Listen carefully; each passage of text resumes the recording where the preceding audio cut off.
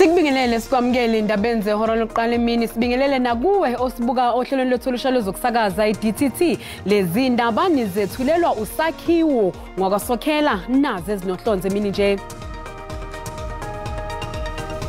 Whenever there is an interview between the police and the suspect, that interview has to be recorded.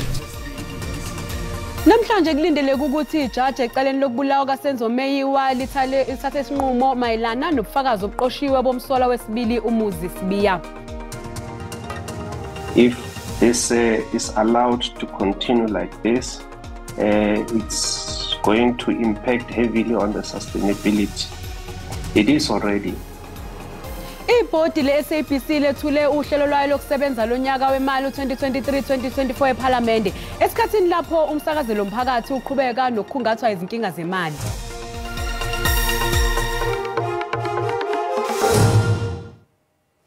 Kuphazamisekile ukuqulwa kwecala lokubulawa kaSenzo Meyiwa namhlanje enkantolo ehlele ePitoli. Imbangela impikiswano phakathi komshushisi noadvocate uZandile Mshololo malungana nendlela okwaqoshwa ngayo ubufakazi obethulwa umsola wesihlanu umuzi Sibiya. Inkantolo enqume yokuhlaba ikhefu ukuze kucutshungulwe lolu daba. Kuyimanje icala liyaqhubeka. Ummeli womsolwa wesihlanu advocate uZandile Mshololo uthi ngokomthetho usayitsheni uVusumuzi Mohane kwakufanele aqophe konke okwenzeka ngesikhathi epheka ngembuzo umsolwa wesihlanu umuzi Sibiya. This form says the member who conducts the interview with the suspect has to complete this statement fully in the presence of the suspect. Whenever there is an interview between the police and the suspect, that interview has to be recorded. Ephake umshushisi advocate uGeorge Baloyi yena ubephikisana nalokhu ngelithi ngesikhathi uSibiya ephekwa ngembuzo kwabe kungesona isigcawu esemthethweni sokupheka umsolwa ngembuzo. The station commander must consult with the prosecutor in circumstances in which the prosecutor requires that a warning statement of a suspect be obtained. It doesn't refer to any interview with the suspect, and my learned friend is now opines that in every instance when a police officer conducts an interview with the suspects, then this process must be followed. It's only in the case of a warning statement. Ephake uMshololo uthi ngenxa ukuthi umsolwa waziswa amacala abhekene nawo kanye namalungelo akhe, umthetho ke wabe usuphoqa ukuthi kuqoshwe konke mayelana nembuzo eyabe ibhekiswe kuye. My submission is that because the witness said he explained their rights, he explained the allegations, and the accused responded. Therefore, that interview ought to have been recorded. Ijaji Ratha Mukhwatleng linqume ukuthi inkantolo iguqe ukuze uBaloyi noMshololo bezokwenza izethulo ezeseka imbono yabo. You know what? Yes. Just bring me the law. Yes. Okay, because you are at different poles. Yes, can you give me the authority you're relying on? Yes. And please, Ms. Mshololo, give me the authority you're relying on. Yes. Can you adjourn for that? Yes. Manje ke inkantolo inike ithuba nabameli babanye abasolwa ukuthi babeke imbono ngaphambi kokuthi usayitsheni uVusumuzi Mohane aqhubeke ukwethula ubufakazi. Inkantolo yemantshi yaseGoli ihlehlisele umhlazi ishumi nomuvo icala elibhekene nomethulo wenhlelo zikamabona kude umlimi uMaruhanye owaziwa ngelika Jubjubu. uMaruhanye ubhekene namacala okubala kuwo elokudlwengula, ukuzama ukubulala kanye nokushaya. Libuyele enkantolo icala elibhekene noJubjubu emva kokuthi ngoNcwaba ummeli kaMaruhanye afaka isicelo sokuba anikwe isikhathi sokufunda ngedokodo. Namhlanje enkantolo kuhlaluke ukuthi kunemininingwane ebucayi malungana naleli cala ephutshizolwe kwabezindaba nokuyisenzo ke esigxekwe kakhulu imantshi. Because I believe both the state as well as the defense are well aware that when the matter is still pending, sub judice, this information should not be leaked as to who's going to testify, what is he going to say. That is really unheard of, and it is totally discouraged. Lo methuli wezinhlelo zikamabona kude ubhekene namacala ayi13 okubalwa kuwo elokudlwengula, ukushaya kanye nokuzama ukubulala enzeka phakathi kuka2006 no2009. Imantshi ke ibe sehlehlisela leli cala umhlazi 11 kwezokwethwasa njengoba umbuso udinga isikhathi esanele ukuxhumana nofakazi. Having said that, therefore, this matter is going to be remanded to the 11th of December. Mr. Maorohanye, your bail is extended. You are warned to be back at court on the 11th of December at 8:30. It's still a provisional remand because there's further particulars being sought out by your legal representative, and as well as the state still need more time to consult with the witnesses. Ngalo lolu suku kulindeleke ukuthi kumenyezelwe usuku lokuqulwa kwecala. Umengameli wezwe uCyril Ramaphosa udalula ukuthi izinkampani eziningi ezenza isibophezelo sazo ngokwelula isandla ekufakeni imali ohlelweni lweSouth Africa Investment Conference ziyaqhubeka nokugcina isethembiso zaso. Enkulumeni yakhe umengameli uncome osekwenziwe iProcter & Gamble ngesibophezelo sayo eyasenza engqungqutheleni yesikhwama sokutshalwa kwemali iSouth Africa Investment Conference nesasungulwa ngo-2018. uRamaphosa uthe bonke labo abekade bebangabaza ngalolu hlelo inkukhu isinqunywa umlomo.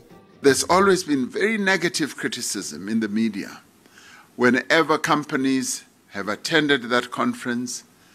The media has always looked for the fault line.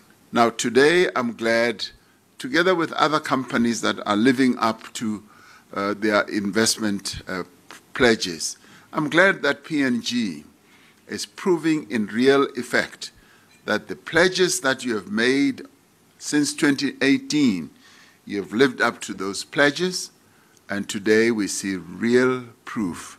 So this is not a manga business. Ibalwa ngaphezulu kuka 800 million amarandi imali seyitshalwe iProcter & Gamble ohlelweni lwesikhwama se-Investment Conference kule minyaka emihlanu edlulile. Le nkampani njengamanje seyethule umkhiqizo omusha okwakhiwa kweinsiza zabesifazane uma besenyangeni yabo nongamaqakelo azokhiqizwa kuleli. No doubt there's been challenges, and many of the very spoken about challenges that we hear, whether it be energy crisis or whether it be challenges that we had through COVID or disruption with the riots, it can all be big disruptions for business. U-Edgington uthi bahlose uqhubeka njalo ngesibophezelo sabo sokufaka imali ekufukuleni iNingizimu Afrika nasesikhathini esizayo. Ungqongqoshe zobudlelwane namazwe omhlaba uDokotela uNaledi Pandor ufuna inkantolo yamazwe omhlaba imbeke icala lobugebengu undunankulu kwa-Israel uBenjamin Netanyahu. uDokotela uPandor wethula isitatimende sikangqongqoshe eParliament mayelana nempi eqhubekayo phakathi kwezwe lakwa-Israel neHamas uthi zombili inhlangothi ziwephulile umthetho wamazwe ngamazwe. The murder of children, of women and the aged by Israel is an act that should have resulted in the International Criminal Court issuing an immediate arrest warrant for key decision makers, including Mr. Netanyahu. Nokho amaqembu ezombusazwe ahlukene phakathi ngodabultintinxusa abanye bathi kuyiphutha lokho.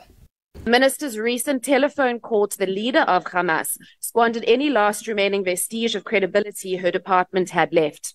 The Honourable Minister's recent visit to Iran to meet President Raisi, who is actively funding Hamas and whose government has ordered the execution of more than 1,275 of their own citizens since August 2021, has exposed the ANC for the hypocrites that they are.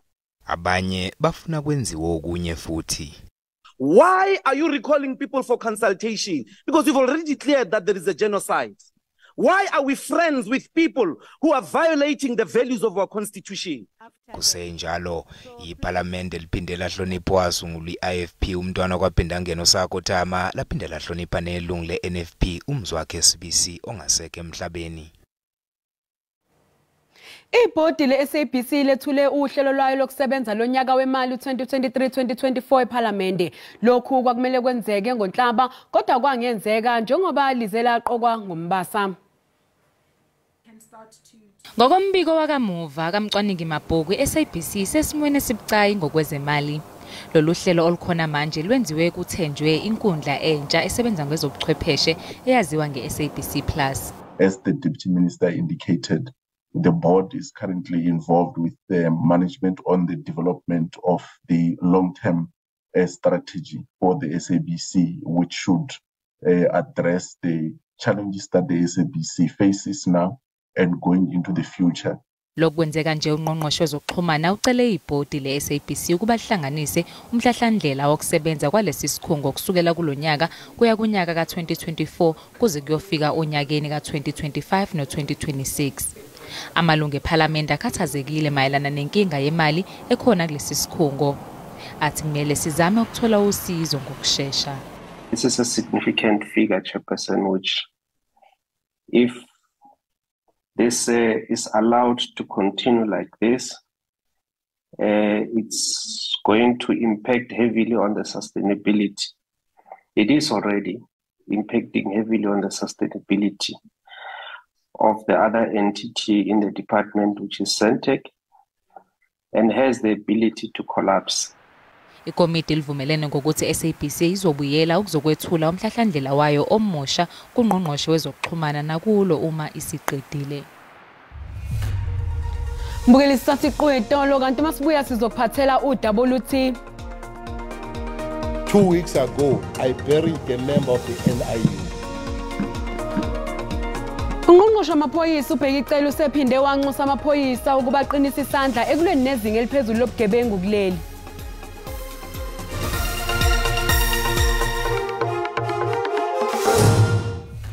Sikubingelele sikwamukele mbukeli uma ngabe usanda kungena odabeni oluhambe phambili besibike ukuthi namhlanje kulindele ukuthi ijaji eceleni lokubulawa kaSenzo Meyiwa lethule isinqumo mayelana nobufakazi obuqoshiwe bomsola wesibili umuzi Sibiya.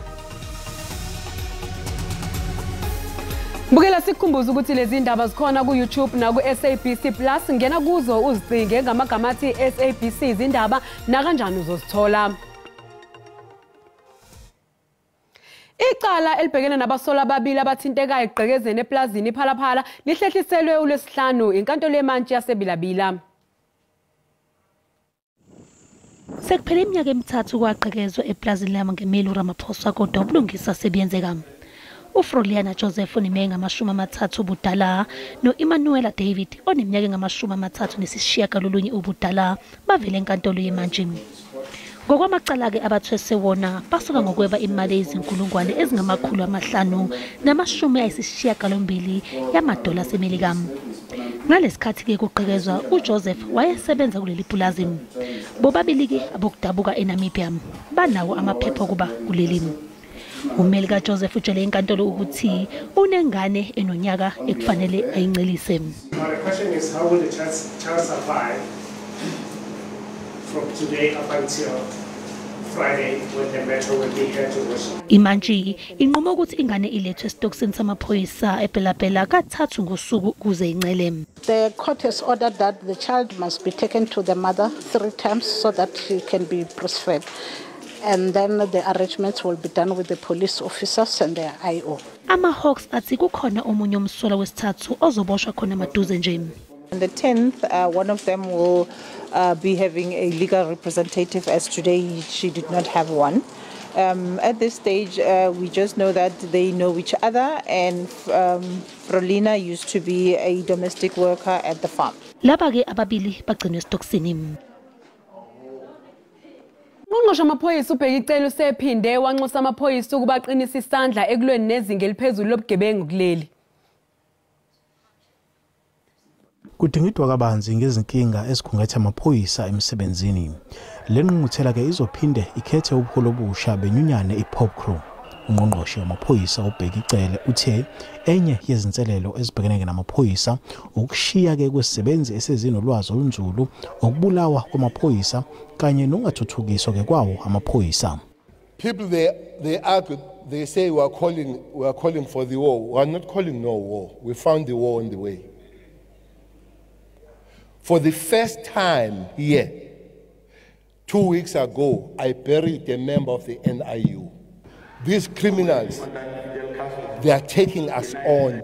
So it's no use of taking a step back. Umengameli wePop Crew osephuma kulesikhundla uDr Sizamele Cebekhulu uyavuma ke ukuthi amaphoyisa angenza kangcono ukulwisana nobelelesi. Ayasebenza amaphoyisa ukuthi ubugebengu sebuningi kakhulu. Ngizothi ayasebenza ngani ngoba amajele agcwele. Ene abantu ejele abaziyeli baya ngoba beboshiwe. Ungqongqoshe ucele uphindeke wanxusa umphakathi ukuba usebenzisane namaphoyisa ukulwisana nobugebengu. Le ngqungquthela izokuphothulwa ngoLwesihlanu. NginguSimphiwe Makhanya wezindaba ze-SABC ngiseThekwini. Ukomishana wamaphoyisa esifundazweni KwaZulu-Natal uxwayise ngokuthi amaphoyisa ngeke akwazi ukubekezelela izenzo zobugebengu ngesikhathi samaholide kaKhisimusi. Ukusho lokhu ngesikhathi kwethulwa umkhankaso wezokuphepha kulesifundazwe eHammersdale. Lo mkhankaso uhlonzwe njengendlela yokuqwashisa ngobugebengu ngesikhathi samaholide kaKhisimusi kulesifundazwe njengoba siphezulu isibalo samacala okudlwengula ukubulala kanye nokudunwa kwezimonto. We want to discourage such behavior. We hope and pray that the communities and the parents are going to be able to control their children, because for us it pains us. It pains us when we get into a crime scene and there's a shootout because of these youngsters. The youngsters, they tend not to appreciate life in general. Amaphoyisa amaningi adlule emhlabeni ngenxa yokuzama ukulwa nobugebengu kulesifundazwe. Lo mkhankaso ukhuthaza amalungu omphakathi ukuba asebenzisane namaphoyisa ukulwa nobugebengu. You could imagine how many police have been shot and killed, how many police have even been shot during those raids and during those arrests that they were trying to do.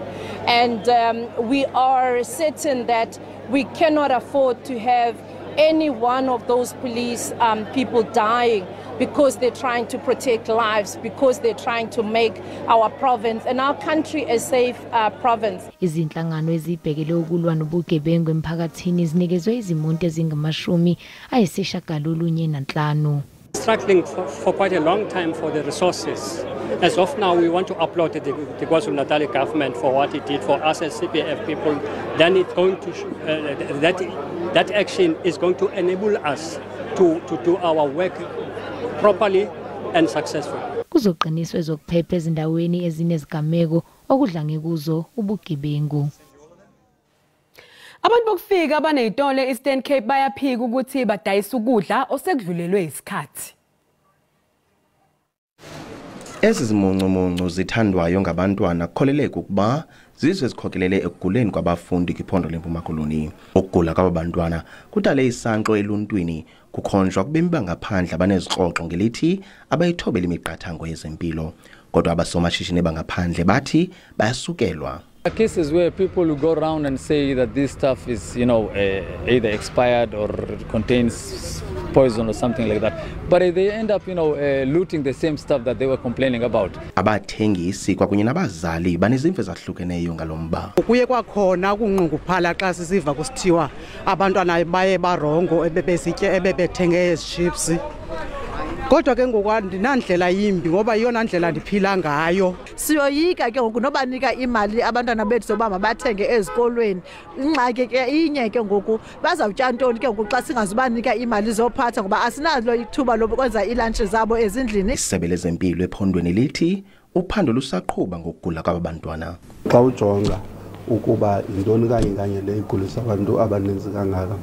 Lo msebenzi unikezele pha kwi-health environmental officers komasipala phakathi kwezinto abazakuthi bazijonge kukuthatha isamples zezi zinto kuthiwa bezityiwa ngabantwana sisuwe elaboratory ukujonga into kokuba bezityhefekile kusini na.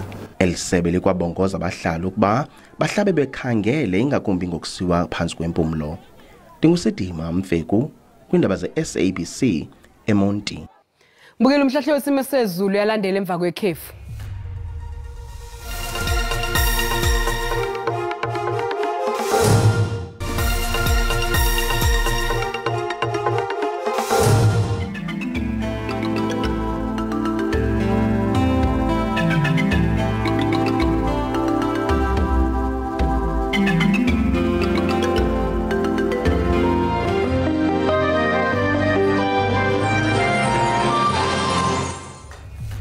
Mbukeli sizibeka lapho ke indaba zehora lokuqala emini siyabuya futhi ngehora lesikhombisa sobe sagiya ngalo Olga Mageba. Yakosokhelela inkosazana uManzuza umshazi kanoyishada ngamaqhoboza usale kahle.